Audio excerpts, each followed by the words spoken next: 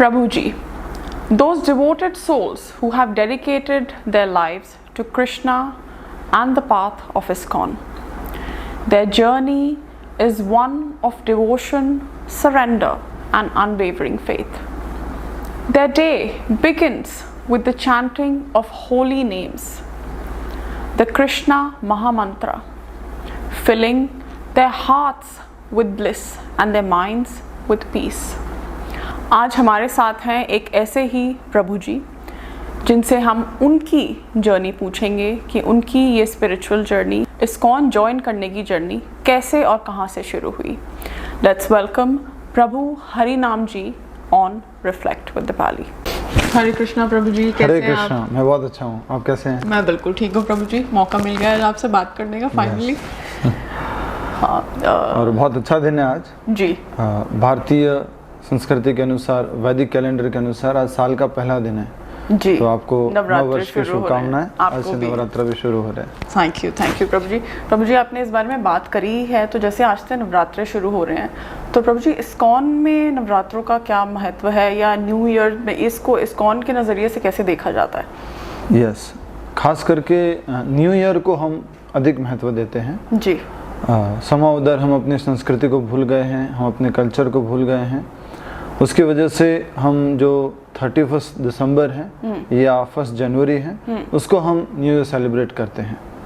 But हमारी वैदिक संस्कृति कहती है इसके अंदर 12 महीने होते हैं और उन 12 महीने में चैत्र, वैशाख, ज्येष्ठ, आषाढ़, श्रावण, भाद्रपद, आश्विन, कार्तिक ऐसे जाने जाते हैं, न कि जनवरी, फरवरी, मार्च, अप्रैल, मई, जून। जी। तो जो वैदिक संस्कृति के अनुसार 12 महीने हैं उसमें पहला महीना है चैत्र महीना। तो चैत्र महीने की पहली तिथि को नव वर्ष शुभारंभ होता है, जो आज है। और ये चैत्र महीने के हमेशा नवरात्रों से ही शुरुआत होती है प्रभु जी? हमेशा इसको इस तरह से कहेंगे कि नवरात्र चैत्र महीने से शुरू होते हैं। जी। सो हमेशा जो पहली तिथि होगी वो नवरात्रि की पहली तिथि होगी, नवरात्रि का पहला दिन होगा। उसी दिन से ही हमारे नव वर्ष शुरू होता है। तो हम चाहते हैं कि हमारी संस्कृति के बारे में हम सब लोग जानें। एक छोटी सी बात है कि समा उधर हम भी भूल चुके हैं कि इसको न्यू ईयर कहते हैं। जी, absolutely, because English calendar follow हो रहा है। हाँ, जी। तो ये समा उधर हमारा वर्क लाइफस्टाइल इस तरह से है कि हम इंग्लिश कैलेंडर को फॉलो कर रहे हैं। जी, नो प्रॉब्लम। बट हमें अपने कल्चर को, संस्कृति को भी साथ में रखना चाहिए। जी। तो इसके लिए हम थोड़ा सा सब लोगों से रिक्वेस्ट करते हैं कि हमारे जन्माष्टमी को, राधाष्टमी को, न्यू ईयर को, दीपावली को, होली को क्यों मनाया जाता है जी। और डेट कैसे फिक्स होती है जी। हर साल डेट डिफरेंट होती है जी। तो वो सब कैसे हैं उसको समझाने के लिए हम उनसे रिक्वेस्ट करते हैं कि हमारे वैदिक कैलेंडर को समझें। और वैदिक कैलेंडर ये जो 12 महीने हैं, चैत्र, वैशाख, ज्येष्ठ, आषाढ़, श्रावण, भाद्रपद, आश्विन, कार्तिक, इनके ऊपर बना हुआ है। और हर एक महीने को 2 भागों में विभाजित किया गया है। फर्स्ट इज शुक्ल पक्ष एंड देन इज कृष्ण पक्ष। वेरी नाइस, मालूम है आपको जी, इतना तो बेसिक ठीक है। तो शुक्ल पक्ष और कृष्ण पक्ष होते हैं। तो इसी तरह से ये जो वैदिक कल्चर में काल गणना के अनुसार डिसाइड होता है, जैसे कह दिया कृष्ण पक्ष की अमावस्या के दिन ये उत्सव होगा, शुक्ल पक्ष की। बट ये तो हर महीने आते हैं, हर महीने। जी। पर उसमें महीने का नाम भी जुड़ा हुआ है, जैसे कि चैत्र शुक्ल प्रतिपदा। तो चैत्र महीने के शुक्ल पक्ष की प्रतिपदा, पहली तिथि को नव वर्ष मनाया जाएगा। या पहला नवरात्रा वहां से शुरू हो रहा है। तो बच्चों को भी ना आगे जाके, जिस प्रकार हम नववर्ष भूल गए हैं, आगे जाके बच्चे लोग भूल जाएंगे कि दीपावली कब मनाई जाती है। बिल्कुल, धीरे धीरे प्रभु जी कम होते जा रहे हैं जनरेशंस के साथ। एब्सोल्युटली। तो इसलिए हम चाहते हैं कि वो सब लोग इन सब को जानें और वैदिक कैलेंडर को समझें, और फिर कभी उनको ये सोचना पड़े कि अच्छा जन्माष्टमी कब है, दीपावली कब है, राधाष्टमी कब है, तो आसानी से समझ पाए कि ये इंग्लिश कैलेंडर से नहीं डिसाइड होता है, ये वैदिक कैलेंडर से डिसाइड होता है। जी, एटलीस्ट बेसिक पढ़ना तो तुम्हें आना चाहिए प्रभु जी, फॉलो करना तो बिल्कुल ही अलग बात है। जैसे कि इस वीडियो के माध्यम से भी मैं चाहता हूँ कि एटलीस्ट कुछ तो मालूम पड़े। तो फाल्गुन मास की जो पूर्णिमा होती है जी, उसमें होली मनाई जाती है जी। और कार्तिक मास की जो अमावस्या होती है उसमें दीपावली मनाई जाती है। तो इस तरह से ये बेसिक इंफॉर्मेशन अगर हम सर्कुलेट करते रहेंगे, पीढ़ी दर पीढ़ी पास होगी, तब तो हमारी संस्कृति बची रहेगी। नहीं तो फिर हम दूसरे ही अलग अलग प्रकार के जो रिलीजन हैं और उनके फेस्टिवल सेलिब्रेट करना शुरू कर देंगे, क्योंकि वो कैलेंडर बेस्ड है। जो ज्यादा हैलोवीन बनाते हैं, यस। उसी तरह से आपके क्रिश्चियनिटी को फॉलो करते हुए वो क्रिसमस मनाते हैं जी। और कभी भगवान के दर्शन वगैरह तो घर में लाते या नहीं लाते, लेकिन क्रिसमस ट्री जरूर लाते हैं और पेरेंट्स भी उसको प्रमोट करते हैं जी। तो हमें कोई बात नहीं अगर आप थोड़ा बहुत उनको कर रहे हैं तो नो प्रॉब्लम, बट अपनी संस्कृति को तो मत भूलो। हाँ जी, उसके बारे में जानकारी बेसिक तो जरूर जानकारी होनी चाहिए, उसको सेलिब्रेट करना चाहिए जी। क्योंकि आज क्या हो रहा है कि हम तो वेस्टर्नाइज हो रहे हैं जी, और जो वेस्टर्न पीपल हैं वो इंडियनाइज या हाँ जी इस संस्कृति तो हमारी संस्कृति की तरफ बढ़ रहे हैं जी, तो वो ज्यादा समझ रहे हैं इसके बारे में जी। तो कभी वो हमारे से पूछे तो हमारे पास कुछ कहने के लिए उत्तर तो हो जी। एब्सोल्युटली। अगर वो पूछे दीपावली कौन सी डेट को मनाई जाती है, लास्ट ईयर तो आई थिंक 28 अगस्त को थी। मुझे आई थिंक इतनी डिटेल्स में ना लोग आजकल पढ़ना ही नहीं चाहते, वो कैलेंडर से डेट निकालते हैं और आगे बढ़ते हैं। टेक्निकलिटीज आई थिंक उसके लिए एक पूरी स्टडी करनी पड़ती है और वैदिक कैलेंडर आपको समझना पड़ेगा, उसको पढ़ा भी कैसे जाए। तो आजकल टेक्नोलॉजी है जी, एटलीस्ट आप ऐसी एप्लीकेशन रखो मोबाइल में जो आपको रिफ्लेक्शन दे दे कि दीपावली यहाँ पर है, पंचांग भी रख सकते हैं जी, पंचांग से। So everything can be used in the service of the Lord, in the service of culture जी.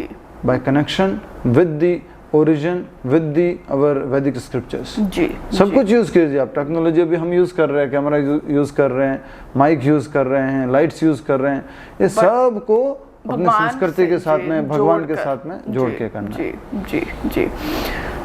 चलिए, बहुत अच्छे दिन पे प्रभु जी शुरुआत हो रही है, बहुत अच्छा दिन है आज जी। और एक बार सभी को नव वर्ष की हार्दिक शुभकामनाएं।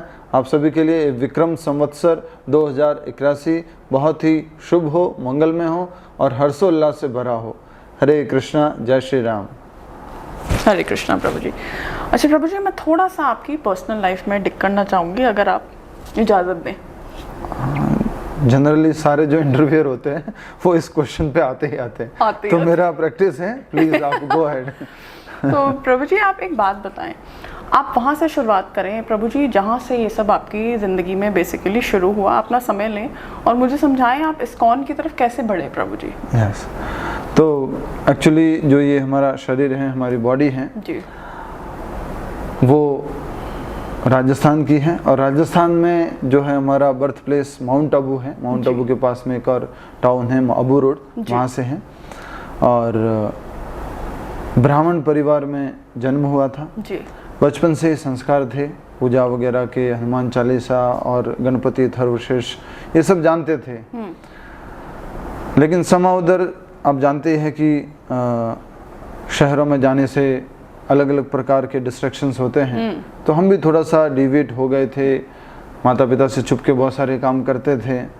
और फिर तो आपके पेरेंट्स बोलते थे आपको हमेशा कि मतलब पूजा पाठ की तरफ ही एनकरेज करते थे और सारे प्रोग्राम्स में लेके जाते थे, हनुमान जी के मंदिर लेके जाते थे, पहाड़ों पे कुछ मंदिर है तो वहाँ पे भी लेके जाते थे जी। तो बहुत अच्छा अनुभव होता था, लेकिन कभी कभी फोर्सफुल लगता था जी। तो फिर हम अपना कुछ दूसरा रास्ता निकाल लेते थे जी। मना कर लेते थे। बट जब सेवा का मौका आता था तो खूब सेवा भी करते थे कि मंदिर की सफाई करनी है, श्रृंगार करना है, अलग अलग गांव के मंदिर में और जो हिल पे मंदिर हैं वहाँ पर जाके तो करते थे। फिर हम अपने इंजीनियरिंग में आ गए और हम जयपुर आ गए। अच्छा, तो जैसे जयपुर आए, इंजीनियरिंग में आए, तो आप जानते ही है कि इंजीनियरिंग तो पूरा कहा जाता है कि मस्ती टाइम है और बदनाम है अपनी अलग अलग प्रकार की हरकतों की वजह से जी। तो फर्स्ट ईयर में ही जो बॉसेस होते हैं, जो सीनियर्स होते हैं, वो रैगिंग लेते हैं और रैगिंग के अंतर्गत उन्होंने बहुत सारी चीज़ें पूछी, हमारे को थोड़ा सा कहा, कह सकते हैं कि थोड़ा खोलने की कोशिश की उन्होंने। तो वहाँ से जब खुले तो और हम ज़्यादा खुल गए और गड़बड़ हो गया वहाँ से। अच्छा, तो हम थोड़ा सा मस्ती में ज़्यादा चले गए, पढ़ाई कम हो गई, इधर उधर घूमना ज़्यादा शुरू हुआ, ये थोड़ा सा हमारे जीवन में परिवर्तन आ गया। बट भगवान की कुछ कृपा थी और ऐसा कहा जाता है शास्त्रों में, अब हम पढ़ चुके इसलिए मैं बोल पाता हूँ कि जिंदगी में कभी भी आपने संस्कार लिए हैं बचपन से, अगर आपके जीवन में संस्कार हैं तो हो सकता है कि कुछ समय तक वो संस्कार ऐसा लग रहा है गायब हो गए, अब तो ये ऐसा कुछ भी नहीं करता, पर कहीं ना कहीं वो संस्कार एक मैग्नेट के जैसे आपको खींच के ले आएंगे। रूट्स होते हैं ना प्रभु जी।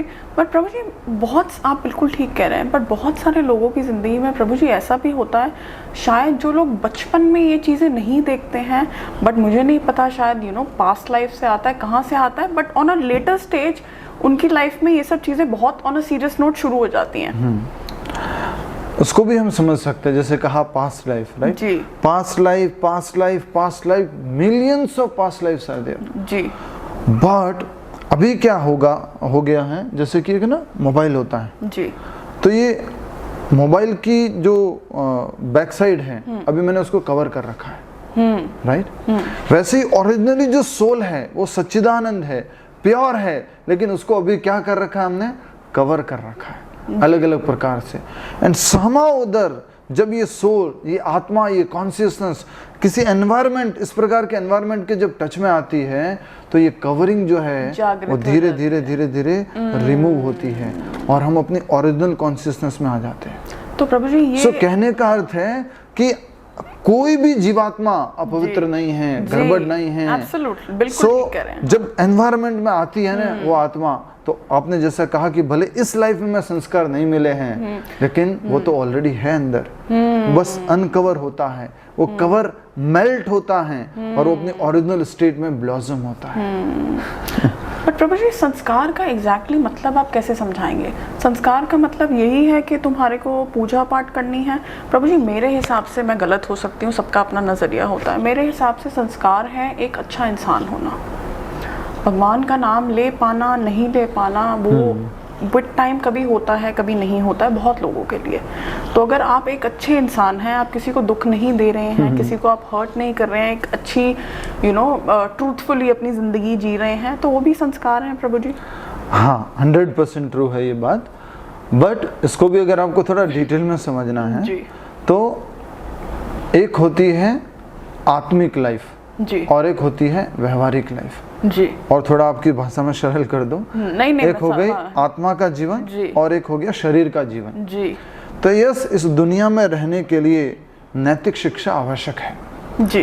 नैतिक शिक्षा मतलब? नैतिक शिक्षा मीन्स मोरल एजुकेशन जी, कि आदमी को ट्रुथफुल होना है, आदमी को ईमानदार होना है, आदमी को किसी को चीट नहीं करना है, किसी को दुख नहीं देना है, किसी सबके प्रति दया करनी है, ये सब जो है सिखाना होता है। बट इन सब का मूल जो है, जो रूट जो है, वो स्पिरिचुअलिटी है, वो है आत्मा का ज्ञान। जब हम आत्मा का ज्ञान देंगे, जब हम सुप्रीम कंपैशनेट से अपने आप को जोड़ेंगे, जब हम सुप्रीम दयालु के साथ हम भगवान से हम जोड़ेंगे अपने आप को, जो सुप्रीम परम भगवान जो सबका हितैषी है, उनसे जब हम संपर्क करेंगे, ऑटोमेटिकली ये सारी क्वालिटीज हमारे अंदर आती जाएगी। So who can make you best human being? The supreme person can make you a best human being. वही आपको एक बेस्ट ह्यूमन बीइंग बना सकते हैं, वही आपको 100% नैतिक मूल्यों से परिपूर्ण कर सकते हैं। हम थोड़े बहुत नैतिक मूल्य जानते होंगे, लेकिन हम पूरा नैतिक मूल्य नहीं जानते। भगवान तो यहाँ तक भी नैतिक मूल्य जानते हैं कि अगर जो ये चींटी है, और चींटी को भी कष्ट नहीं देना है। हम तो मैं भी कहे कि चलो मैं एक आदमी को या एक औरत को कष्ट नहीं दूंगा, ये चींटी हटा दो। हाँ, लेकिन भगवान की जब दृष्टि से हम नैतिक मूल्यों को सीखेंगे, भगवान के साथ जुड़ते हुए जब हम नैतिक मूल्यों को सीखेंगे, तब हम हर एक जीव के प्रति इंसाफ कर पाएंगे, हर एक जीव के प्रति अपने व्यवहार को प्रेजेंट कर पाएंगे। और भगवत गीता में भगवान ने इसके लिए श्लोक बोला है, विद्या विनय संपन्ने ब्राह्मणे गवि हस्तिनी सुनी चेव सुपाके च पंडिताः समदर्शिना। Nowadays we see that people are called learned, उनको बहुत बड़ा पढ़ा लिखा माना जाता है अगर उन्होंने डिग्रीज हासिल कर ली। पर भगवत गीता में भगवान बताते हैं लर्नेड कौन है? पंडितः, पंडित मतलब पूजा वाला नहीं कि मात्र पूजा करते वो। पंडितः मीन्स जो लर्नेड है, जो एक गुड ह्यूमन बीइंग है। उसके बारे में बोला गया है कि वो एक हाथी को, एक गाय को, एक कुत्ते को, एक कुत्ता खाने वाले को, एक चांडाल को, सबको सम दृष्टि से देखता है, एक ही नजर से देखता है। This is the learning. One animal you are embracing, another animal you are cutting, that is not learning. सारे एक समान है। या सबके प्रति दया, सबके प्रति करुणा, सबको समान भाव से देखना, ये अगर हमें सीखना आ जाए तो इसको कहेंगे real human being, a real human who is knowing all the ethics, all the values and all the principles। तो ये कब आ सकता है? जब हम इनसे जुड़े रहेंगे, इनसे समझते रहेंगे, भगवत गीता से जुड़े रहेंगे, तब हम समझ सकते हैं। क्योंकि हमारे सामने परफेक्ट एग्जाम्पल्स हैं, लाइक नारद मुनि, श्रील प्रभुपाद जी जो इस्कॉन के फाउंडर आचार्य हैं, युधिष्ठिर महाराज, सब लोग भगवान से जुड़े हुए थे। इसलिए आज भी उनकी लीलाओं का गुणगान हम करते हैं, आज भी उनको ग्रेट पर्सनालिटीज के रूप में देखते हैं, जानते हैं। जी जी प्रभु जी, मैं आपसे पूछूंगी शीला प्रभुपाद जी के बारे में भी, बट अभी के लिए वी विल गो बैक थोड़ा सा प्रभु जी। तो आप इंजीनियरिंग कॉलेज में हम चलते हैं, आपने वहाँ बहुत मस्ती करी, उसके बाद क्या हुआ? तो जब हम अपना इंजीनियरिंग में थे और फर्स्ट ईयर में एक बार हमारे कॉलेज में एक साधु ड्रेस में, सैफ्रॉन वेश में एक यंग पर्सन आते हैं, हेड शेव किए हुए बिल्कुल और चश्मा पहने हुए थे, एक झोला भी था साथ में। और हमने सोचा देखो ये कौन आ गया, पंडित आ गया, हमने मजाक उड़ाया उनका, कौन आ गया, गलत गलत और भी बोला, नहीं बोल सकते पब्लिकली। तो इस तरह से जब वो आए, उन्होंने एक ही मिनट बाद जब हमारे टीचर ने उनका इंट्रोडक्शन कराया, उसके बाद उन्होंने हमारी सीधी भाषा में तुम बोले तो फर्राटेदार इंग्लिश बोलना शुरू कर दिया। तो हम सब लोग सरप्राइज रह गए कि ये साधु है क्या है, और वो भी कब? इन 2006। ओके। हाँ, तो वो इतना अच्छा इंग्लिश बोल रहे थे, सबको समझा रहे थे, और उन्होंने बोला था कि हम आपके लिए एक पास लेके आए हैं, and that pass is art of mind control session का पास है वो। ओके। तो हम सब लोगों को लगा ये तो बहुत अच्छा सेशन है। उन्होंने पूछा प्राइस कितना है इसका? बोला ये स्पॉन्सर्ड है, आपको पे करने की जरूरत नहीं है, स्टूडेंट्स के लिए फ्री है। तो हम बड़े खुश हो गए, और फिर उन्होंने बोला एक के साथ एक फ्री आ सकते हैं। तो हम तो बहुत खुश हो गए, फ्री में ऑडिटोरियम पास, स्नैक्स भी मिलेगा, चलते हैं। तो फिर हम पहुंच गए संडे को महाराणा प्रताप ऑडिटोरियम जयपुर में, और वहाँ पर हमने एक सेशन अटेंड किया जिसमें लगभग आई थिंक 2000 स्टूडेंट्स थे जी। और बेंगलोर से हिज ग्रेस अमितासना प्रभु जी आए हुए थे। उन्होंने आर्ट ऑफ माइंड कंट्रोल के ऊपर पूरा सेशन लिया, बहुत इंटरेक्टिव था, बहुत अच्छा लगा हमें। और उसके बाद लास्ट में उन्होंने बोला कि अगर आपको इस माइंड कंट्रोल की टेक्निक को अपने घर लेके जाना है, एवरीडे करना है, तो आपको मंत्रा मेडिटेशन करना होगा जी। तो हमने फिर जो है, जो माला होती है 108 मोतियों की, वो माला हमने ली, उन्होंने दी वहाँ पर, और हमने वो माला के ऊपर हरे कृष्ण महामंत्र का साउंड मेडिटेशन करना शुरू कर दिया जी। और जैसा कि आप सब लोग जानते ही हैं, ये तो डिस्ट्रैक्शन की दुनिया है, तो 1-2 दिन किया, 3 दिन किया, फिर छूट गया। अच्छा प्रभु जी, बीच में बस हरे कृष्णा महामंत्र आप एक बार क्लियर कर दें कि क्या है? हरे कृष्ण महामंत्र है हरे कृष्ण कृष्ण कृष्ण हरे हरे, हरे राम राम राम हरे हरे। इसमें प्रभु जी बहुत लोग कंफ्यूज हो जाते हैं कि हरे राम पहले आएगा या हरे कृष्ण पहले बाद में आएगा, तो आप आज क्लियर कर दीजिए अच्छे से। तो मुझे लगता है एक ही सेशन में आप सब कुछ कवर करने वाला है। नहीं, सब कुछ नहीं प्रभु जी, जो आ रहा है वो तो पूछूंगी जी। तो हरे कृष्ण महामंत्र में पहले राम, हरे राम शब्द, यस, उपनिषद में सबसे पहले हरे राम शब्द लिखा हुआ, हरे राम राम राम हरे हरे जी। लेकिन चैतन्य महाप्रभु जो स्वयं भगवान श्री कृष्ण के भक्ता अवतार हैं, भक्त रूप में भगवान श्री कृष्ण जब आए, आज से लगभग 500 वर्ष पूर्व भगवान श्री कृष्ण आए थे, 5000 वर्ष पूर्व मथुरा में उन्होंने अपना प्राकट्य किया था। स्वयं सेम भगवान श्री कृष्ण लगभग 500 वर्ष पूर्व आए चैतन्य महाप्रभु के रूप में पश्चिम बंगाल में मायापुर धाम में जी। तो वो जब सबको ये मंत्र बांट रहे थे, हरे राम राम राम हरे हरे, हरे कृष्ण कृष्ण कृष्ण हरे हरे, तो बहुत सारे जाति ब्राह्मणों ने विरोध किया कि ये तो वेद के मंत्र हैं, ये तो उपनिषद के मंत्र, आप सबको कैसे बांट रहे हो? हाँ, किसी की जाति नहीं देख रहे हो, किसी का कुछ धर्म नहीं देख रहे हो, आप सबको बांटे जा रहे हो, ये कैसे कर रहे हो? आपको ऐसा नहीं करना चाहिए। तो इस प्रकार से चैतन्य महाप्रभु ने उस मंत्र को चेंज कर दिया कि आप कहते हो कि इसे हरे राम से करेंगे तो जो है वो दूसरे लोगों को नहीं दे सकते, ओनली ब्राह्मण कर सकते हैं, चलो मैं चेंज कर देता हूँ। तो उन्होंने उसको हरे कृष्ण कृष्ण कृष्ण हरे हरे, हरे राम राम राम हरे हरे। तो स्वयं भगवान ने इसको परिवर्तित किया है, तो किसी भी प्रकार की कोई त्रुटि नहीं है। और इस मंत्र की सबसे बड़ी खासियत है कि इसमें मात्र नाम है, कहीं पे किसी भी प्रकार का कोई कंफ्यूजन नहीं है। हरे मतलब होता है श्रीमती राधा रानी या भगवान की अंतरंगा शक्ति। जब कृष्ण के साथ में उपयोग हो रही है तो हरे कृष्ण राधे कृष्ण राधा कृष्ण, हरे राम सीता राम।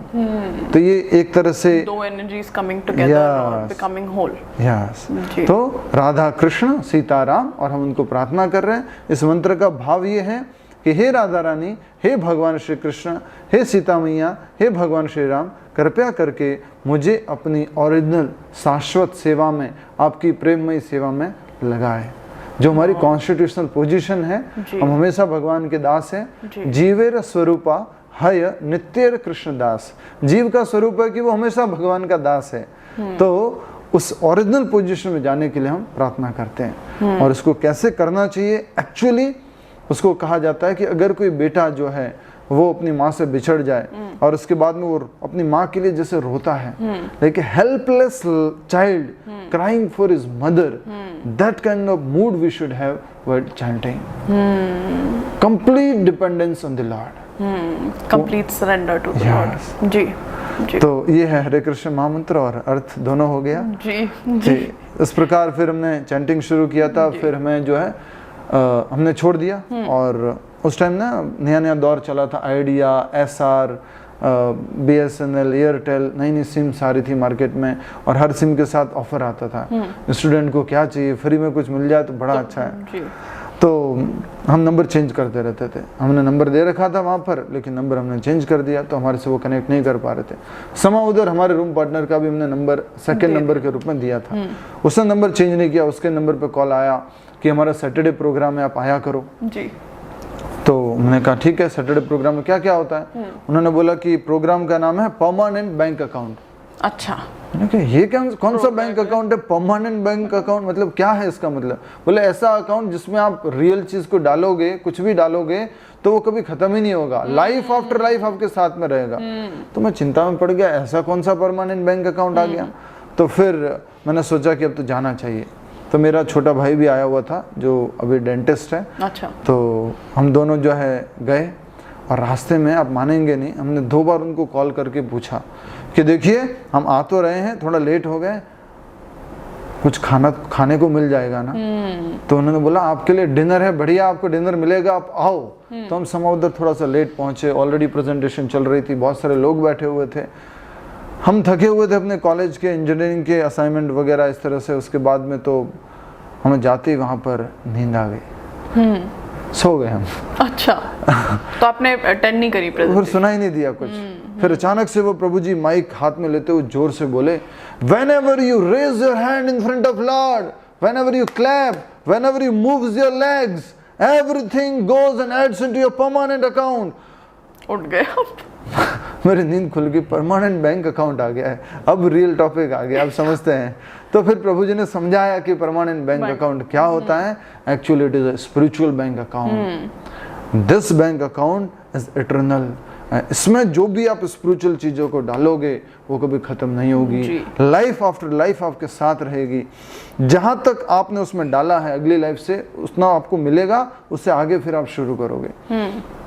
तो हमने वो प्रभु जी समझा रहे थे, तो उन्होंने बताया जब भगवान के लिए आप क्लैपिंग करते हो, भगवान के सामने आप नाचते हो, आप अपने जस्ट डांस करने के लिए लेग्स मूव्स करते हो, हाथ ऊपर करके सरेंडर भाव दिखाते हो, कुछ गाते हो हरे कृष्णा कृष्ण कृष्ण हरे हरे, तो वो सब कुछ आपके परमानेंट बैंक अकाउंट में ऐड होता है जी। तो हमें बड़ा अच्छा लगा वो सुन करके।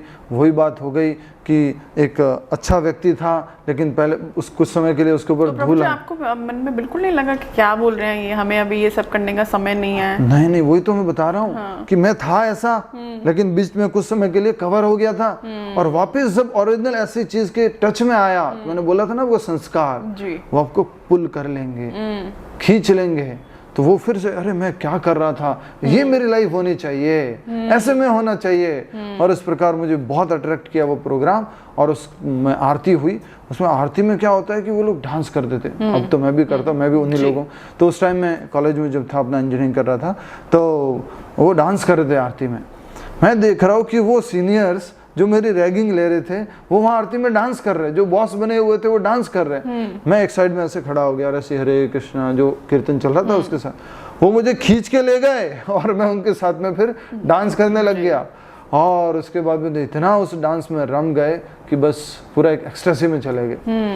That was unique experience and like life time memory वाला एक्सपीरियंस था। आई एम श्योर प्रभु। हाँ, फिर वहाँ पे अनाउंसमेंट होता है कि हमारे हॉस्टल्स हैं और इस हॉस्टल में आप जो सुबह 5 बजे उठेंगे, आप स्नान आदि करके 5:30 बजे तक हमारी आरती होती है, उसमें आरती में आओगे। तो फिर आप वहाँ पे प्रेजेंटेशन के लिए गए थे प्रभु जी, फिर वहीं रुक गए? नहीं, उसके बाद में आरती हुई। और आरती के बाद में जो है बीच में एक अनाउंसमेंट टाइम था और अनाउंसमेंट के बाद में डिनर था। हम तो उसका वेट कर रहे थे डिनर का, तो बीच में अनाउंसमेंट हो रही थी।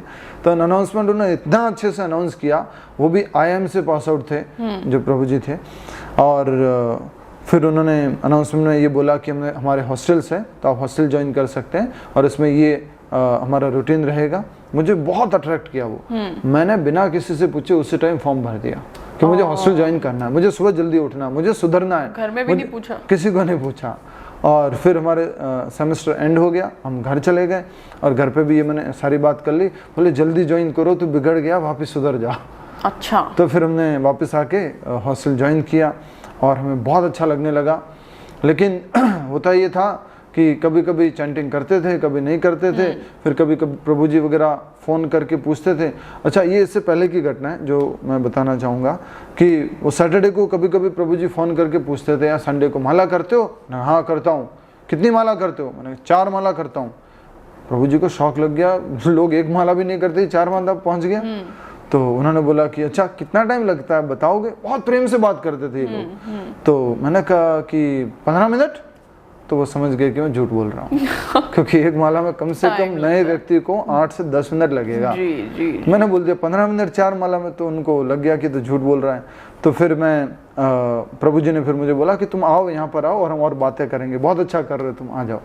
इस तरह से फिर वो सैटरडे में जाना शुरू किया रेगुलर। फिर हॉस्टल ज्वाइन कर चुका था और हॉस्टल में रहते हुए मुझे बड़ा अच्छा लगने लगा। चाय भी छोड़ दी, कॉफ़ी भी छोड़ दी, और भी कुछ इधर उधर का कुछ गलत घूमना वगैरह था वो भी छूट गया। धीरे धीरे बस हरे कृष्णा कीर्तन और प्रभुपाद जी के लेक्चर्स और प्रभुपाद जी की बुक्स, ये सब हमने पढ़ना शुरू कर दिया, सुनना शुरू कर दिया। लाइफ बहुत अच्छी होने लग गई।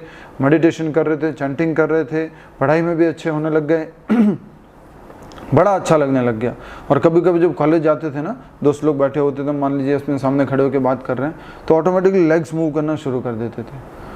वो हरे कृष्णा धुन जो चलती थी उसकी आदत हो गई थी उनके साथ। अरे क्या हो गया, तो यहाँ पर भी ऐसे क्यों हरे कृष्णा कर रहा है? और वो उनके साथ में कई बार बहुत सारी बहस होती थी। वो बोलते तू तो अब चला गया काम से, तू तो बाबा जी बन जाएगा। तो आप साथ में अपनी इंजीनियरिंग हॉस्टल में ज्वाइन करने के अलावा चल रही थी पढ़ाई? यस। मैं इंजीनियरिंग के अपने 4th सेमेस्टर में था, तब मैंने अपने हॉस्टल ज्वाइन किया था इस्कॉन का।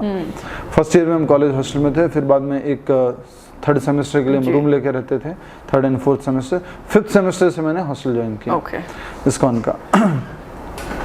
इस प्रकार से हम आगे बढ़े और जब थोड़ा सा मन उब गया, ये क्या डेली का डेली चैंटिंग हरे कृष्णा ये वो। फिर किसी दोस्त का बर्थडे था, बोला चल यार बहुत हो गया, पार्टी करते हैं। उस टाइम हमारा नाम भी कुछ और होता है। अच्छा। अभी हमारी दीक्षा हुआ है तो दूसरा नाम हो जाता है। तो उस प्रकार से वो मैं लेके गए और वहाँ पर मैंने भी लगा यार चाय पी लेते हैं, कॉफ़ी पी लेते हैं, ये कर लेते हैं, वो कर लेते हैं। फिर रात को ना लगभग 10-11 बजे वो जो इंजीनियरिंग के लड़कों की आदत होती है, ट्रेन की पटरी पे जाके चैलेंज ले लेंगे कि जब तक ट्रेन नहीं आएगी जो है कौन लास्ट तक रुक सकता है यहाँ पर। वो सब वापस शुरू हो गया। फिर मैंने हॉस्टल छोड़ दिया, बाहर रहने लग गया। पर कहीं ना कहीं मेरे मन में था कि हॉस्टल में तो बाद में तो आना ही है मुझे, तो मैंने बहुत सारा सामान वहीं रखा हुआ था। मैंने हॉस्टल छोड़ दिया, वापस बाहर रूम लेके रहने लग गया। फिर लाइफ थोड़ी बिगड़ गई। फिर एक दिन फिर से वो प्रभु जी आते हैं, उनका मैं बहुत मतलब धन्यवाद करता हूँ, उनका आभारी हूँ मैं कि उनकी वजह से मेरी लाइफ जो है बार बार पटरी से ट्रैक ऑफ ट्रैक होती थी, फिर से ट्रैक पे आने लग गई। तो फिर वो आते थे, पूरा अच्छे से काउंसलिंग करते थे, बहुत कह सकते हैं कि एक माता पिता जैसा प्यार देते थे। और उस प्यार की वजह से फिर हम वापस सब ये जो गलत आदत था उनको बंद कर दिया और फिर हम चले गए इस्कॉन के हॉस्टल में। फिर धीरे धीरे हमने सीरियसली प्रैक्टिस करना शुरू किया, प्रभुपाद जी के लेक्चर्स सुने और 16 माला हमने जप करना शुरू किया। ये प्रभुपाद जी का आदेश है कि एवरीडे 16 माला करनी है। ओके। तो हम हरे कृष्ण महामंत्र की माला के ऊपर 16 माला करने लग गए। इस प्रकार से 16 माला हुई, करना शुरू किए, सीरियस हो गए, हमें थोड़ी रेस्पॉन्सिबिलिटी भी दी गई, अब आप हॉस्टल लीड हो, अब आप ये हो, ऐसे हो, तो हमें बहुत इंटरेस्ट आने लग गया। फिर हमने एक दिन जो है नाराज़गी भरे मूड में थे, मैं मूड में था और थोड़ा सा माला कर रहा था, फिर भी मैं संडे प्रोग्राम में नहीं गया और फिर सैटरडे प्रोग्राम में भी नहीं गया था, संडे प्रोग्राम में भी नहीं गया। तो प्रभु जी आते हैं नेक्स्ट डे मंडे को, क्या हुआ तुम क्यों नहीं आए इस बार? उन्होंने कहा प्रभु जी कुछ पूछना है आपसे। पूछो क्या बात है? देखो मैं आपको जानता हूँ, मैं प्रभुपाद जी को नहीं जानता, मैं कृष्ण को नहीं जानता, मैं तो आपको जानता हूँ। बोले पूछो क्या पूछना है? कि 16 माला अगर हरे कृष्ण महामंत्र की मैं जप करूंगा तो मोक्ष मिलेगा क्या? तो आप बताओ, स्ट्रांगली बताओ, सच सच बताओ, झूठ मत बताओ। और मुझे बहुत सारे लोग बहुत कुछ बोलते हैं इस्कॉन के बारे में, हरे कृष्ण के बारे में, मैं पूरा कंफ्यूज होता जाता हूँ बीच में, तो आप बताओ। तो उस टाइम मैंने उनसे पूछा, तो आपको हमेशा से मोक्ष चाहिए था प्रभु जी? हाँ, मोक्ष सुना हुआ था तो ये मोक्ष, हाँ। और पुराने टीवी सीरियल्स भी अच्छे आते थे ना, महाभारत, रामायण, उनमें भी समझने को मिलता था ये सब कुछ। तो प्रभु जी से मैंने पूछा कि अगर मोक्ष हरे कृष्ण महामंत्र से मिलेगा तो मुझे बताइए। तो उन्होंने फुल कॉन्फिडेंस के साथ मुझे बताया कि हरे कृष्ण महामंत्र जप करोगे तो मोक्ष मिलेगा ही मिलेगा, इस बार बार जन्म मृत्यु के चक्र से मुक्त हो जाओगे। मुझे फिर से कन्विक्शन आ गया और मैंने फिर फुल डिटर्मिनेशन। तो आपने तब ये नहीं सोचा प्रभु जी कि वो अभी इसी लाइफ टाइम में होएगा, इसकी क्या गारंटी है? हाँ नहीं, वो सब उनसे बात की हमने, प्रॉमिस किया। प्रभुपाद जी बोलते हैं, if you chant Hare Krishna महामंत्र 16 rounds and follow 4 regulatory principles, you will go back to Godhead in this life only. आत्मा जो मुक्त हो जाएगी बार बार जन्म मृत्यु के चक्कर से। तो बड़ा मुझे इंप्रेसिव लगा, खुश हुआ। बहुत सारा नॉलेज भी तब तक गेन हो चुका था भगवद गीता वगैरह से। और फिर मेरा एक रिलेटिव था जो इस्कॉन को बहुत समय पहले फॉलो करते थे और वो आज भी बहुत अच्छे भक्त हैं, RAS ऑफिसर बने थे वो बाद में। तो हमने उनसे पूछा कि इस्कॉन के बारे में बहुत सारे लोग गलत गलत बातें बोलते हैं, आपका क्या कहना है? तो उन्होंने मुझे एक ही बात बोली, तू सबसे बेस्ट ऑर्गेनाइजेशन के हाथ में है, तो तू सबसे सही जगह पर है। तो मेरा कॉन्फिडेंस डबल हो गया। और फिर मैंने डिसाइड कर दिया कि फाइनल ईयर में मैंने डिसाइड कर लिया कि अब मैं कुछ समय में मंदिर ज्वाइन करूंगा।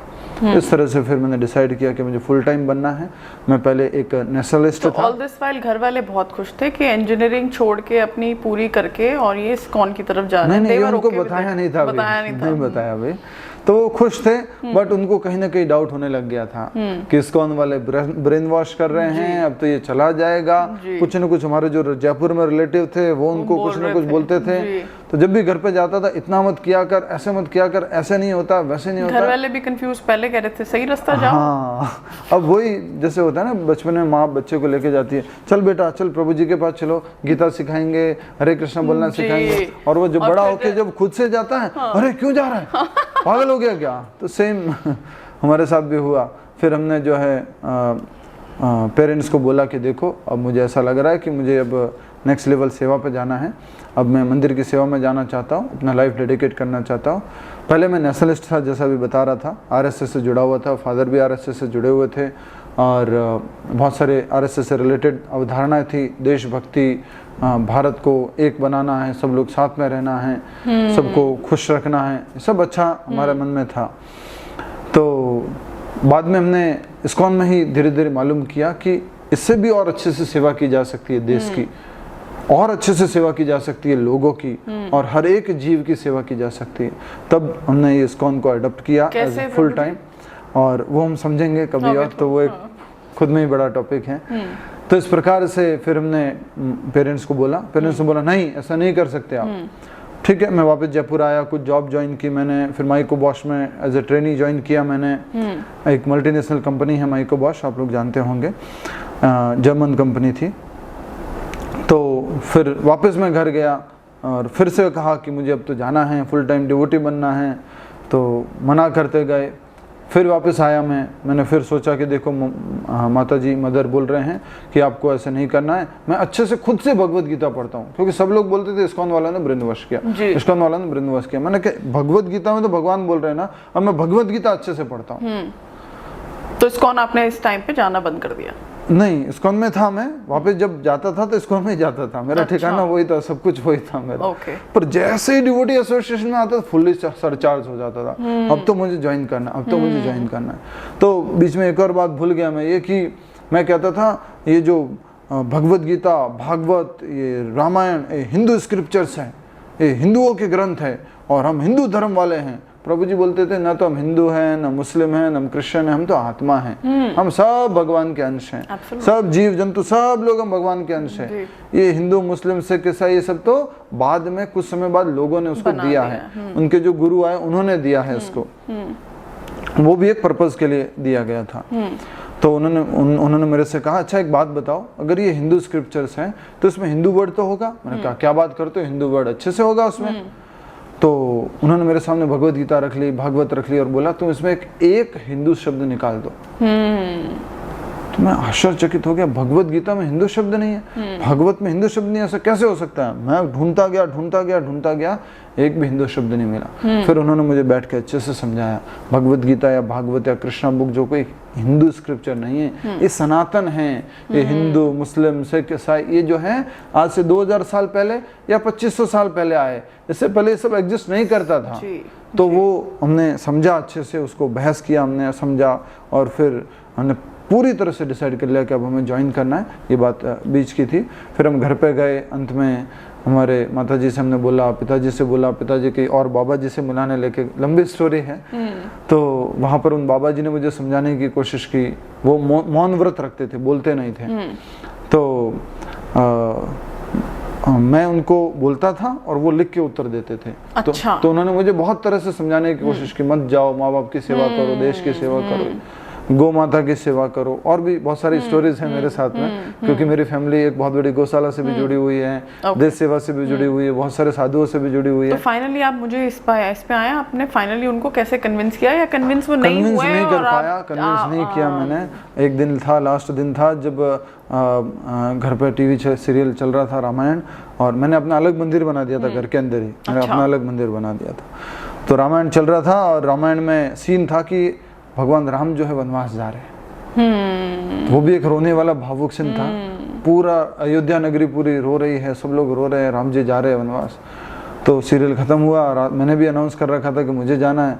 मेरी मदर नीचे लेट गए जमीन पे मेरे बेड के पास में, और मेरा हाथ पकड़ के बोलते हैं बेटा राम मत जा। बेटा राम। ये तो बहुत फिल्मी हो गया। तो फिल्मी भी हुआ, बहुत इमोशनल भी हुआ, मैं भी खुद भी रोने लग गया। मैंने कि क्या करूँ अब, फिर से मेरा विश्वास थोड़ा डगमगा गया। फिर मैंने कहा मैं भी जयपुर जाता हूँ, फिर वापस सोचता हूँ। फिर जयपुर आया और फिर वापस भक्तों की संगति में आया, समझा अच्छे से भगवद गीता, फिर पढ़ा, समझा, फिर डिसाइड कर लिया अब जाना है, बट अब घर पे बताएंगे नहीं। फिर हम निकल गए बैंगलोर में हमारी। वैसे देखिए आपकी स्टोरी है, मैं सोचती हूँ कितने लोगों की स्टोरी होगी। बहुत सारे लोगों की स्टोरी है, बहुत सारे लोग जी। But now they are very happy, बहुत खुश हैं, बहुत अच्छे से। घर वाले प्रभु जी सेटल्ड हैं, बहुत सेटल्ड हैं, बहुत अच्छे से खुश हैं और किसी प्रकार की कोई दिक्कत नहीं है। फिर हम बिना बताए बैंगलोर चले गए, बैंगलोर में हमने ज्वाइन किया और बैंगलोर में लगभग 8 महीने रहे। उसके बाद हम मैसूर गए, मैसूर से हम जयपुर आए, जयपुर से फिर हम जोधपुर, जोधपुर से फिर हम ये वृंदावन के जो मंदिर है, वृंदावन चंद्रोदय मंदिर, वर्ल्ड्स टॉलेस्ट टेम्पल, उसकी सेवा में हम गुड़गांव में हैं। तब से आप गुड़गांव में हैं। हाँ, तो अब मुझे 2011 में ज्वाइन किया था, अभी 2024 है, लगभग 13 साल हो चुके हैं। और भी बहुत सारी स्टोरी है, पर फिर आपका आई थिंक मेमोरी भर जाएगी उसकी। नहीं मेमोरी की बात नहीं है प्रभु जी, बहुत अच्छी। बस मैं यही सोच रही हूँ प्रभु जी, क्योंकि आई थिंक आपकी कॉलिंग थी, आपने जैसे तैसे कितनी बार चेंजमेंट करके बाहर डिसाइड करके और फिर आप पहुंच गए। I would say this was the great blessings of Lord Krishna and the Guru Maharaj, spiritual master Srila Prabhupada जी, उनकी कृपा से ही हम अहेतु की कृपा जी। There is a term in Sanskrit, अहेतु की means causeless ji. There is no cause कि I was qualified so that I got this mercy. Absolutely. No. I was not qualified. It was Lord's will and Guru's will that I should come into this path. They brought me to this path. So ultimately उनकी गुरु की और भगवान की कृपा है। और शास्त्रों में बोला गया है, ब्रह्मांड भ्रमिते कौन भाग्यवान जीव। पूरे ब्रह्मांड में अगर भ्रमण कर लो, कौन भाग्यवान जीव, कौन भाग्यवान जीव होगा, आत्मा होगी, गुरु कृष्ण प्रसादे पाए, गुरु और कृष्ण की कृपा से। प्रसाद का मतलब होता है कृपा। इवन जो आप प्रसाद पाते हैं उसका मतलब भी है कृपा। तो गुरु कृष्ण प्रसादे पाए भक्ति लता बीज, गुरु और कृष्ण की कृपा से कौन वो ब्रह्मांड में एक भाग्यशाली जीव होगा जिसके हृदय में भक्ति लता बीज, भक्ति रूपी पेड़ का बीज आएगा। जी जी So I am that fortunate person और जो पूरे ब्रह्मांड में मुझे ये मौका मिला। जी जी जी, बहुत सारे लोग हैं प्रभु जी। नहीं, अभी खत्म नहीं कर रही हूँ प्रभु जी, एक सवाल आपसे रहता है, आप बहुत जल्दी में हैं।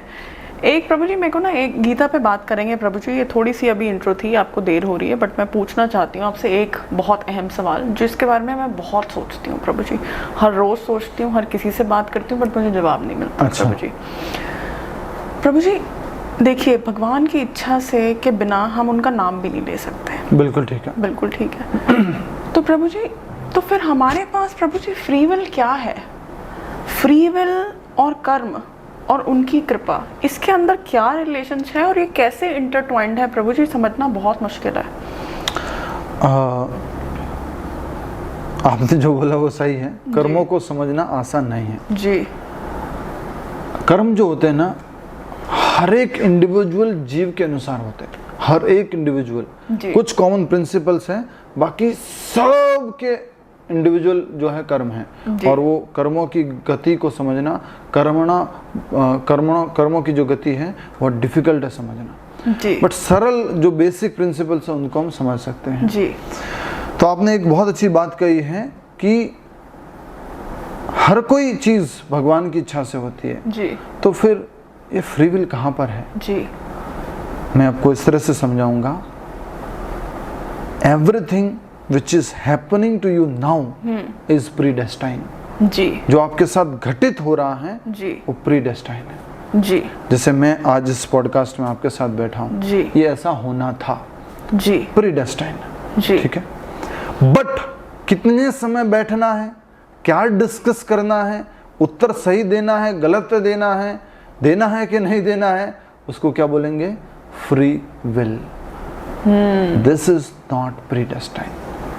How you react to the situations is not predestined. तो क्या सिचुएशन आपके सामने आएगी, किस सिनेरियो से आप गुजरेंगे, ये प्रीडेस्टाइन्ड है। पर ये भी कैसा होता है ना, रिएक्शन आपके हाथ में, पर ये भी बहुत कॉम्प्लिकेटेड है। क्या होता है, जैसे गेम खेलते हैं आप, ठीक है, गेम में आपके सामने दो ऑप्शन आ गए कि ये दो लोग हैं, या तो इनको मारो या यहाँ से एस्केप करो जी। मारोगे तो इधर का पाथ खुलता है जी, और उधर से एस्केप करते हो तो दूसरा पाथ खुलता है। तो सेम वे कर्मों में भी ऐसा ही है कि आप अगर उस पर्टिकुलर सिचुएशन पर डिसीजन लेते हो कि यस मुझे ये करना है, तो अलग प्रकार के कर्मों के अनुसार वो मार्ग खुलता है।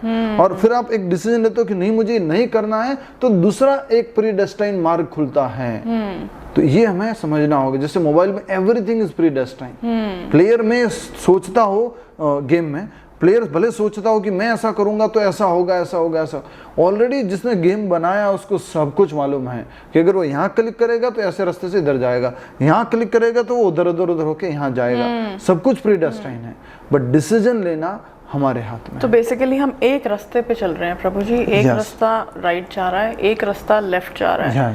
दोनों के पाथ्स बने हुए हैं, बट यहाँ से हमें कौन सा चूज करना है? आप कह रहे हैं ये फ्री विल है। हमारी फ्री विल है, और बहुत छोटी सी फ्री विल है, ये बहुत बड़ी फ्री विल नहीं है, बहुत छोटी सी है। तो प्रभु जी इसमें भी मैं डाउट समझती हूँ कि हमारे अंदर प्रभु जी इतनी कहाँ कैपेसिटी हम डिसाइड कर पाए हम यहाँ जाएं या वहाँ जाएं। इसके लिए नॉलेज बहुत जरूरी है, जो कि हमें बचपन से आजकल नहीं दिया जा रहा है। आजकल सो कॉल्ड एजुकेशन जो दी जा रही है ना, उसको बोलते हैं लिटरेसी। इसको एजुकेशन नहीं बोलेंगे, आपको जस्ट अवगत कराया जाता है, ये फिजिक्स है, ये केमिस्ट्री है, ये आपकी मैथमेटिक्स है, ये आपकी सोशल साइंस है, इसमें ये चीजें हैं जी। एजुकेशन बोलते हैं जिसमें आपको डील करना सिखाया जाता है, प्रैक्टिकल चीजें सिखाई जाती है। जैसे गुरुकुल सिस्टम होता था, उसमें सब कुछ सिखाया जाता था। अगर ऐसी सिचुएशन है जहाँ गुस्सा आ रहा है, आपको कैसे हैंडल करना है। ऐसी सिचुएशन है जहाँ पुल हो रहे हो, किसी के प्रति आकर्षित हो रहे हो, तो वहां पर आपको कैसे हैंडल करना है। कहीं पे आपकी लस्ट अवेकन हो रही है किसी को देख करके, तो वहां पर आपको कैसे हैंडल करना है। This is called education. Current day what we are teaching to our children is just a literacy, just a literacy. So हमें इस एजुकेशन को लेना होगा, तब हम समझ पाएंगे। श्रीमद् भागवत में हमारा एक वायरल वीडियो है इंस्टाग्राम पे, 1+ मिलियन व्यूज गए उस पर। तो वो था कि श्रीमद् भागवत पुराण, ये जो ग्रंथ है श्रीमद् भागवतम, एक भगवत गीता एक भागवतम है जी। तो श्रीमद् भागवतम में पहले स्कंद के पहले अध्याय के 10वें श्लोक में कलयुग के सिम्टम बताए गए। तो उसमें सिम्टम है प्रायण अल्पायुषा, कलयुग के लोगों की उम्र कम होगी, मंदहा आलस्य होंगे, और प्रायण अल्पायुषः कलौस्मिन् युगे जिंदा, मंदहा सुमंदमतियो, मंद होंगे आलस्य होंगे, सुमंदमति बुद्धि भी बहुत कम होगी। मंदभाग्याः less fortunate, they will not get the association of devotees. They will get the association of drunkards, meat eaters, gamblers, partying people. They will easily get this association. Bad habits के लिए जो भी association लेना है easily मिल जाएगा, अच्छा association नहीं मिलेगा। मंदभाग्याः लेस फॉर्चुनेट एंड हाय उपद्रिताः ऑलवेज डिस्टर्ब्ड इन माइंड, एक बढ़िया शांत रूम में बैठे हुए, ऑफिस में बैठे हुए, दिमाग में बहुत कुछ चल रहा है, दिमाग में बहुत कुछ चल रहा है। तो उसमें थर्ड पॉइंट जो था उसमें कहा गया था लेस इंटेलिजेंट। प्रभु जी कैसे पॉसिबल है, आजकल के बच्चे आईपैड चला रहे हैं, कैमरास लर्निंग सीखते हैं, एआई जानते हैं, ये है वो है, आप लेस इंटेलिजेंस कैसे बोल रहे हैं उनको? Yes they are intelligent but they are not educated enough where to apply this intelligence. प्रभु जी हम कैसे इनकलकेट, इसको और थोड़ा सा मैं सरल भाषा में पहले एक्सप्लेन कर देता हूँ। इंटेलिजेंस तो है लेकिन इनको इस बात का इंटेलिजेंस नहीं है कि किसकी संगति करनी चाहिए, किसकी नहीं करनी चाहिए, कौन सा खाना खाना चाहिए, कौन सा खाना नहीं खाना चाहिए, कौन से कपड़े पहनने चाहिए, कौन से कपड़े नहीं पहनने चाहिए, कैसे लोगों की दोस्ती करनी है, कैसे लोगों की दोस्ती नहीं करनी है, मोबाइल में क्या देखना है क्या नहीं देखना है। ये डिस्क्रिमिनेशन पावर खत्म सी हो गई है। That's why it is said that they are less intelligence. But प्रभु जी ये बेसिक इंटेलिजेंस मेरे हिसाब से, मेरे भी बच्चे हैं, बड़े हैं, ये बेसिक इंटेलिजेंस सबको होती है। अब वो चॉइस है आपकी कि आप वो करना चाह रहे हैं या नहीं करना चाह रहे हैं। तो शायद कंट्रोल की कमी है, अवेयरनेस की कमी नहीं है। प्रॉपर उसके प्रति एजुकेशन दी है कि नहीं दी है, आपने उनको स्ट्रांगली बताया है कि नहीं बताया है कि बेटा ये करना ये मत करना, वो बहुत ज्यादा जरूरी है। और तो आजकल के बच्चे ना तार्किक है, लॉजिकल है। तो मैं कहूंगा कि आजकल ना हर एक बच्चा एक अच्छा डिवोटी बन सकता है। आप पूछोगे प्रभु जी वो कैसे पॉसिबल है? अगर उनकी जो इंक्विजिटिवनेस है, उनकी जो अंदर से प्रश्न पूछने की इच्छा है, हर किसी चीज को जानने की जो इच्छा है, उस हर एक प्रश्न का अगर लॉजिकली उत्तर दे दो, मैं आपको लिख के देता हूँ कि सब बहुत अच्छे डिवोटी बनेंगे, सब बहुत अच्छे ह्यूमन बीइंग बनेंगे जी। बट वो उत्तर देने वाले लोगों की कमी है जी। पेरेंट्स उत्तर दे नहीं पा रहे हैं, पेरेंट्स उत्तर दे नहीं पा रहे हैं प्रभु जी। पेरेंट्स के पास आई थिंक समय भी नहीं होता है, पेरेंट्स के पास समय भी नहीं है और उत्तर भी नहीं है, उत्तर भी नहीं है। तो आपके हिसाब से प्रभु जी इसमें हम क्या कर सकते हैं? आपको सबसे पहले तो पेरेंट्स की क्लासेस लगनी है। हाँ, पेरेंट्स को भी तो पता होना चाहिए ना जवाब क्या देने हैं। बिल्कुल, तो सबसे पहले पेरेंट्स को भी समझना है। और एक बहुत इंपॉर्टेंट बात है कि लगभग 5 साल तक का बच्चा ना पेरेंट्स से नकल करके सीखता है। हाँ, बहुत हार्ट टचिंग वीडियो मैंने देखा था, से ही शुरू हो जाता है प्रभु जी।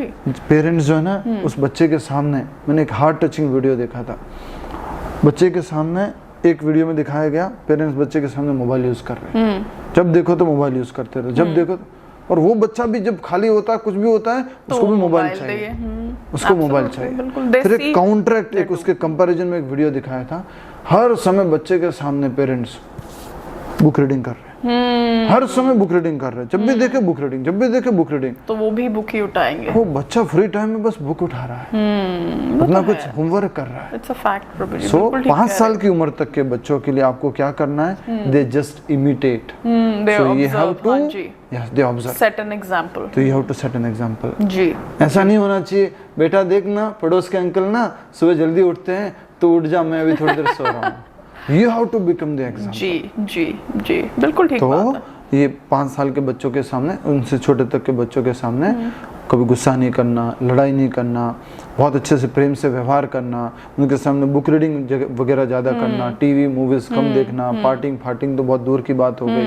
और कह सकते हैं जो खाना वगैरह जब खाते हैं तो भगवान को हाथ जोड़ के प्रणाम करके फिर खाना, सेम नकल करेंगे बच्चे आपके, सेम। बाद में आप उनको समझाना क्यों करते थे, पर छोटे बच्चे वो नकल करेंगे। घर में एंटर हो रहे या जूते चप्पल बाहर उतारना है, हाथ मुंह धोना है, हाथ धो के खाना खाना, basic, very very basic hygiene का कल्चर वो आपको इमिटेट करके सीख सकते हैं। तो इसलिए ये जो संस्कार हैं बचपन से दिए जाने चाहिए, ये जो एजुकेशन है बचपन से दी जानी चाहिए।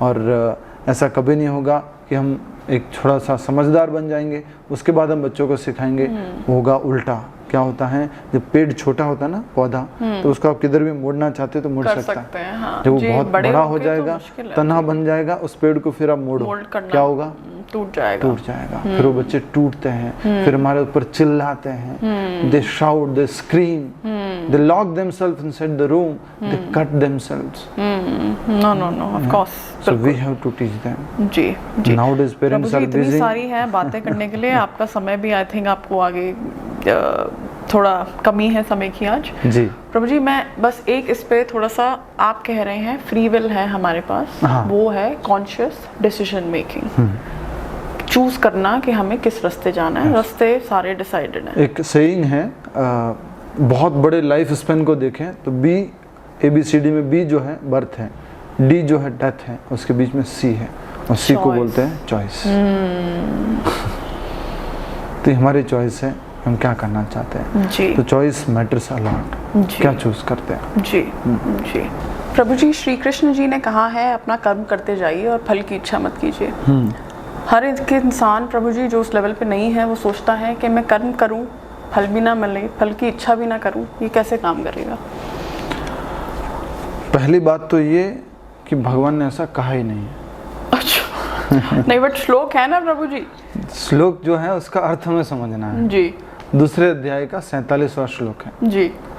कर्मण्ये वा अधिकारस्ते, आपको कर्म करने का अधिकार है। जी। जैसे कि हम एक शहर में रहते हैं तो हमारे कुछ अधिकार होते हैं कि मुझे पानी मिलना चाहिए, बिजली मिलनी चाहिए, तो वैसे ही भगवान कह रहे हैं कर्म करने का तुम्हें अधिकार है। कर्मण्ये वा अधिकारस्ते मा फलेषु कदाचना, मा फलेषु, मा मतलब ना, बट कर्म के फल के अधिकारी नहीं हो। अधिकारी भगवान आपको दे देंगे, बट आप ये नहीं हो कि this is my right, if I work hard I should get it. नहीं, इफ यू आर एलिजिबल, आप योग्य हो, भगवान देना चाहे तो आप प्राप्त कर सकते हो। आप राइटफुली नहीं कह सकते नहीं कर्म का फल भी मुझे ही मिलना चाहिए, नहीं। तो इसका मतलब है हम कर्म कर रहे हैं, अच्छा कर रहे हैं, बुरा कर रहे हैं, उसका रिजल्ट जो है वो हमारे हाथ में नहीं है। हमारे हाथ में मात्र एंडेवर करना है। जी। उसको भगवान ने 18 चैप्टर में फिर से समझाया है। तो कर्मण्यवाधिकारस्ते, कर्म करने के तुम अधिकारी हो। माँ फलेषु कदाचन, माँ मतलब ना, कर्म के फल के तुम अधिकारी नहीं हो।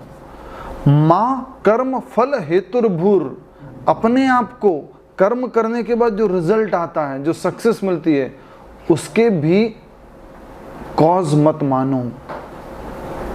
माँ कर्म फल हेतुर्भूर, हेतु अपने आप, don't think that I am only cause of the result what I have got.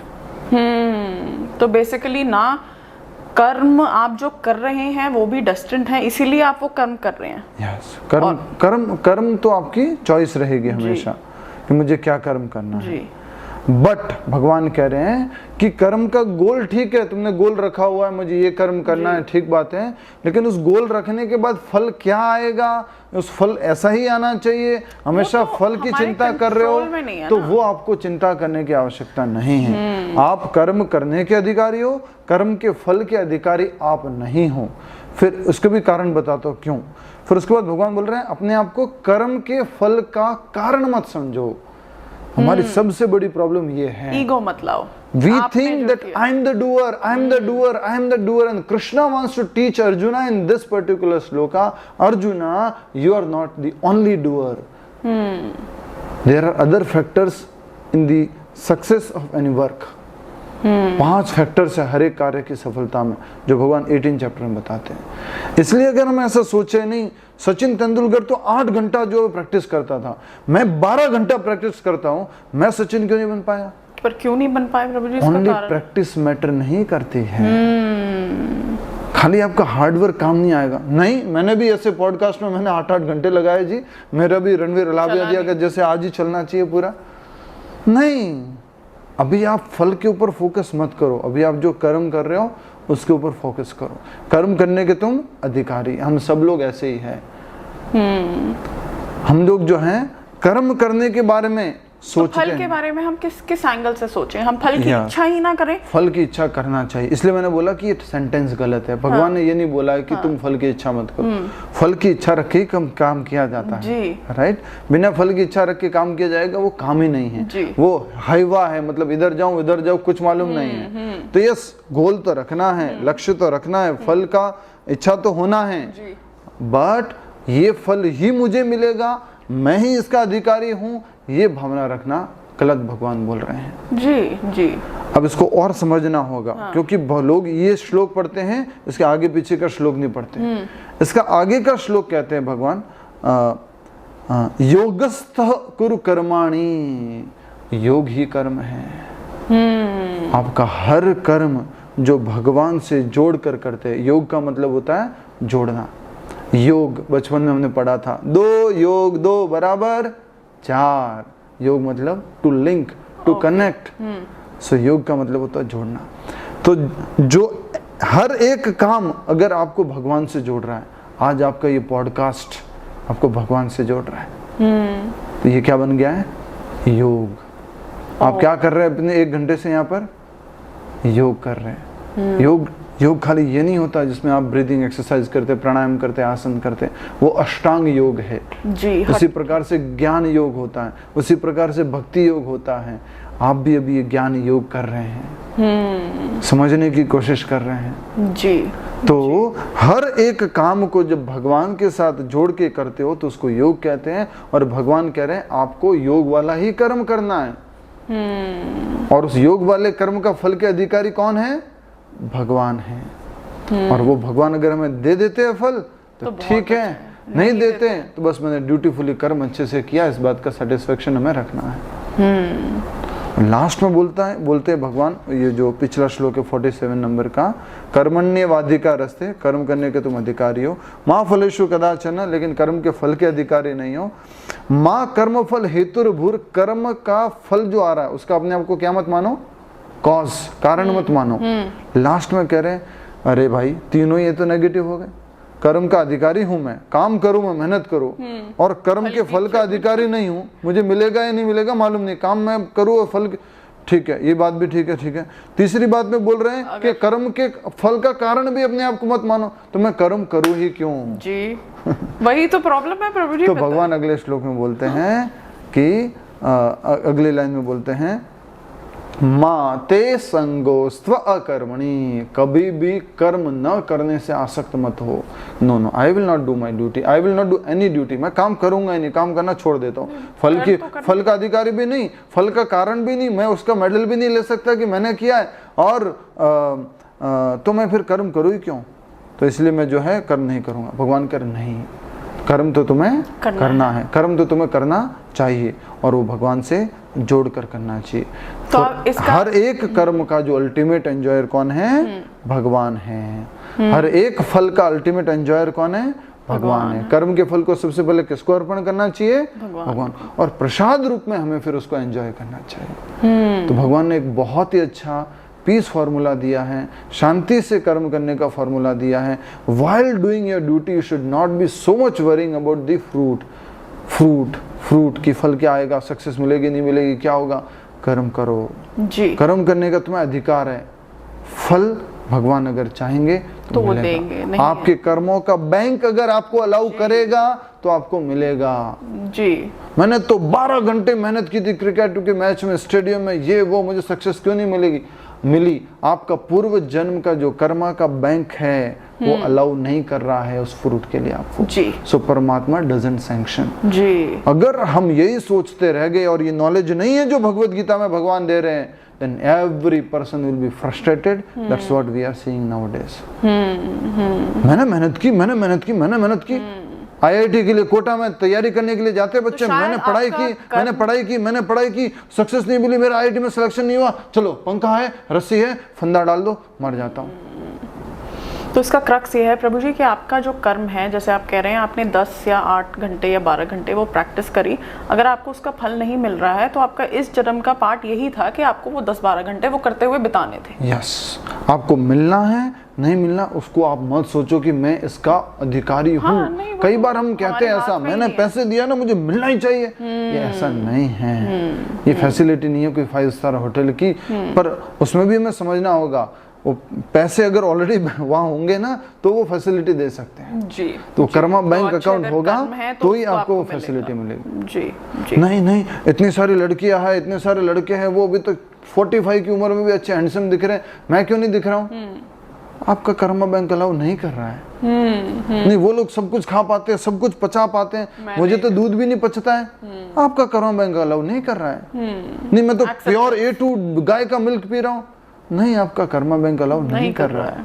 Period, खत्म बात। समझो इसको, कर्म करो, कर्म के अधिकारी आप नहीं हो, सॉरी, कर्म के फल के अधिकारी आप नहीं हो, कर्म करना आपका अधिकार है। कर्म के फल की इच्छा तो रखनी है, तभी आप पर्टिकुलर उसके लिए क्या ले पाओगे, स्टेप्स ले पाओगे कि मुझे ये करना है, ये करना है, ये करना है, ये करना है। वो आपका मन में होना चाहिए, क्लियर होना चाहिए दिमाग में, कर्म करना है, स्टेप्स लेने हैं उसके लिए, लेकिन मैं फल का अधिकारी हूँ, मुझे फल मिलना ही चाहिए, ये आपको थिंकिंग छोड़ देनी है।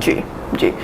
And when you this kind of thinking you have, when you everything surrenders to Krishna, तो ऑटोमेटिक कृष्णा सैंक्शन भी कर देते हैं। जी, एब्सोल्युटली, बिल्कुल। अच्छा प्रभु जी, थोड़ी राधा कृष्ण की बात की जाए जी। राधा कृष्ण को माना जाता है as a symbol of love, तो इसके ऊपर आप बताएं प्रभु जी, राधा कृष्ण जी कैसे साथ में आए? हालांकि वो साथ में हस्बैंड वाइफ तो नहीं थे, तो इनकी क्या बेसिक स्टोरी है? थोड़ी सी क्लैरिटी, क्योंकि बहुत लोगों को नहीं पता है प्रभु। मैं बहुत बेसिक क्लैरिटी दूंगा, क्योंकि ये जो सब्जेक्ट अभी हम डिस्कस करने वाले हैं, ये स्कूल का सब्जेक्ट नहीं है जी, ये कॉलेज का सब्जेक्ट नहीं है जी, ये मास्टर्स का भी सब्जेक्ट नहीं है जी, ये PhD का सब्जेक्ट है जी। और हमें अभी ABCD भी नहीं आती है स्पिरिचुअल लाइफ की। So I strongly tell when people ask me this question, first know Lord Krishna, then know his activities. Don't try to know activities without knowing the person. बिल्कुल, I agree. This is a very important principle we have to learn. जी, व्यक्ति को बिना जाने आप उसको जज करने लग जाओगे, it's your mistake. जी, जी। ट्रैफिक लाइट पे थे आप और सबको रोक दिया है और एक गाड़ी जा रही है, उसको जाने दे रहे हैं, कौन है ये, कोई बड़ा लाट साहब है कि क्यों जाने दे रहे हैं? अरे he is a prime minister of country. He has a greater responsibility than you. We have to provide him such kind of facilities. We have to provide him some securities. First know the person, then know his action. बिल्कुल। So yes, Radha Krishna की लीला के बारे में अगर प्रश्न पूछा है तो बहुत ही सरल शब्दों में समझाने की कोशिश करता हूँ। भगवान श्री राधा रानी और कृष्ण कभी भी अलग नहीं होते हैं जी, हमेशा अपने साथ में हैं। स्पिरिचुअल वर्ल्ड में, आध्यात्मिक जगत में हमेशा साथ में रहते हैं, कभी कोई उनको अलग नहीं कर सकता। लेकिन जब वो भौतिक जगत में लीला करने के लिए आए तो उन्होंने एक ये, आपकी भाषा में बोलूं तो एक ड्रामा किया जी। ड्रामा में क्या रोल किया है? राधा रानी कहीं और है, कृष्ण अलग कहीं और है। कुछ समय तक प्रेम संबंध में रहे, उसके बाद कृष्ण द्वारका चले गए, राधा रानी अकेले रह गए। ये एक प्ले है, पूरा प्री प्लान्ड प्ले है। जी जी, वो उनके लिए प्ले था प्रभु जी, लाइफ ही प्ले है टेक्निकली, वो पार्ट वो कर रहे थे तब। बट वी शुड नॉट जज कि okay Radha and Krishna why. नहीं, मैं जजमेंट की बात नहीं कर रही प्रभु जी, मैं इसके अंदर प्योरिटी ढूंढ रही हूँ। यस, तो अब मैं नेक्स्ट लेवल पर जाता हूँ। अब देखिए, भगवान कृष्ण के द्वारपाल थे जी, उनका नाम था जय विजय। विष्णु के जो वैकुंठ में द्वारपाल है जय विजय जी, वो भी धरती पर आए रोल करने के लिए और भगवान के दुश्मन बन गए। दुश्मन करते हुए रोल कर रहे हैं। जय विजय बन गए हिरण्यकशिपु और हिरण्याक्ष, रावण और कुंभकर्ण, दंतवक्र और शिशुपाल। तो भगवान के द्वारपाल दुश्मन कैसे बन सकते हैं? क्या ये दुश्मन है क्या भगवान के धाम में भी? नहीं, इटरनली वो द्वारपाल है, भगवान के ओबीडियंट सर्वेंट है। बट यहाँ पे वो लीला कर रहे हैं। सेम वे धरती पर भगवान श्री राम, सीता मैया आए और सीता मैया जो है वनवास चली गई और राम जी जो है वनवास में अकेले भटक रहे। ये क्या ऐसे रियल में ऐसे होता है क्या? लीला कर रहे हैं हमको कुछ सिखाने के लिए। उसी प्रकार राधा कृष्ण जो है वो अलग रह करके जो प्रेम स्थापित किए उसको बोलते हैं विरह का प्रेम, love in separation, and that is the highest love we can say. Okay, इसको बोलते हैं विरह का प्रेम, या इसको बोलते हैं परकीय रसा, थोड़ा टेक्निकल है, तो लव इन सेपरेशन, वो दिखाने के लिए, हाईएस्ट फॉर्म ऑफ लव प्रस्तुत करने के लिए भगवान ने ये कुछ लीला टू की। पीपल अगर अलग अलग भी रह रहे हैं, they can still be in love with each other. Okay. We cannot compare with any material boy and girl. Please understand. Of course, in this material world, देखिए मैं टीचिंग के पर्सपेक्टिव से बोल रही हूँ। yeah, somebody try to compare, okay, distance relationship, you mean to say no, not at all. No. Because there is no love exists in this material world. In this material world, only lust exists. If you scratch my back, then I will scratch your back. If you will give me some pleasure, then I will give you some pleasure. Otherwise, there is no love. If there is a love, थोड़ा बहुत भी love है ना, तो relationship breaks नहीं होती है। मैं कई लोगों से मिला हूँ, प्रभु जी हम 3 साल जो है लव अफेयर में रहे और उसके बाद में हमने लव मैरिज किया और 1 साल में टूट गई। तो प्यार भाई था ही तुम नहीं। कहाँ गया तुम्हारा प्यार? लव था तो टूट कैसे गया? जी। Please understand. जी। कभी ये जो लोग कई बार कंपेयर कर देते हैं, मजाक में बोल देते हैं, कृष्ण करे तो लीला, हम करे तो कैरेक्टर ढीला, या कई बार मजाक में बोल देते हैं ये देखो हमारा फ्रेंड, इसके तो बहुत सारी गोपियां हैं, अपराध कर रहे हैं। समझो इस बात को। He is a supreme personality of Godhead. He lifted Govardhan hill in the left hand little finger. Can you lift a little small stone in your finger? He swallowed whole fire. दावाग्नि को पूरा अपने उन्होंने खा लिया था। क्या आप ऐसा कर सकते हैं? नहीं कंपैरिजन। वो एक खंबे के अंदर रहे और जब प्रहलाद की भक्ति प्रकट हुई तो खंबे से बाहर निकल के उन्होंने हिरण्यकशिपु का वध किया। क्या हम एक जगह पर थोड़ी देर के लिए बंद रह सकते हैं? वो हर एक कण कण में विराजमान है, वो हर एक आत्मा के साथ में, हर एक शरीर में विराजमान है। क्या हम कहीं पे विराजमान हो सकते हैं? एक 10 मिनट, 15 मिनट, आधा घंटा, 1 घंटा फ्रेंड के साथ बैठ सकते हैं। भगवान लाइफ टाइम हमारे साथ बैठे हुए हैं। अगर अगले जन्म में कर्म करोगे, चींटी बनोगे, गधा बनोगे, कुत्ता बनोगे, घोड़ा बनोगे, तो भी भगवान आपके साथ रहेंगे। He is your well wisher. He never leaves you in the form of Paramatma. So that supreme person is doing some leela. We cannot compare with our materialistic so-called love. जी। इसलिए हमने इसको बोला this is PhD and we are just studying अभी। जब हम भगवद गीता पढ़ लेंगे ना तो हम ये लीला की बात कर सकते हैं। ये मैंने दोनों बुक रखी है आपके सामने। ये जब अच्छे से समझ लोगे ना तो इसकी बात समझने लगेगी। यहाँ देख सकते हैं, यहाँ पर राधा कृष्ण है, यहाँ पर कृष्ण है। जब ये समझोगे कि who is Krishna, then you will able to understand the लीलाज of Radha Krishna. जी। तो ये आपने बहुत अच्छा प्रश्न पूछा है। बहुत सारे लोगों का ये कंफ्यूजन रहता है, डाउट रहता है। बिल्कुल प्रभु जी, ये तो है। और अच्छा प्रभु जी, आपके हिसाब से एक लास्ट आखिरी सवाल है, गीता की सबसे बड़ी टीचिंग क्या है प्रभु जी? देखिए पूरा ही उसके अंदर सब कुछ है सिखाने के लिए, बट आपके हिसाब से एक टीचिंग जो इंसान गीता नहीं पढ़ सकता, नहीं समझ सकता, वो एक चीज गीता से क्या सीखे? गीता में सारी शिक्षा है वैसे तो जी। बट मेरे हिसाब से जो एक शिक्षा है गीता की सबसे इम्पोर्टेंट, और वो है कर्म करते हुए भगवान का स्मरण करना। जी। अर्जुन को भगवान ने कहा तस्मात् सर्वेषु कालेषु माम अनुस्मर युद्धस्य। Oh Arjuna, remember me while fighting. Whenever you are fighting, remember me. Krishna is telling that. So कर्म करते हुए हमेशा हम किसको याद करें? कृष्ण को। ये सबसे बड़ी शिक्षा है भगवत गीता तो की। हम हर कर्म अपना उनका नाम से शुरू करें। अब इसका प्रैक्टिकल कैसे करें प्रभु जी? हर काम करते हुए भगवान को कैसे याद करें?